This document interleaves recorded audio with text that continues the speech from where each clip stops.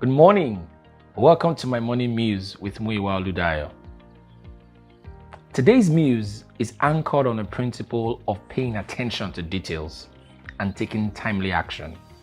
You see, when we look into our lives and we notice cracks on our walls, we notice certain sounds in our vehicles, and we turn a deaf ear to them or pay no attention to them, we incur a greater cost in future.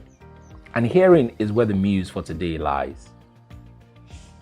It is the neglect of a timely repair that makes replacement necessary.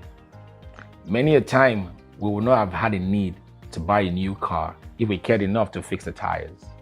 We'll never have a need to replace our furniture if only we fixed the nails.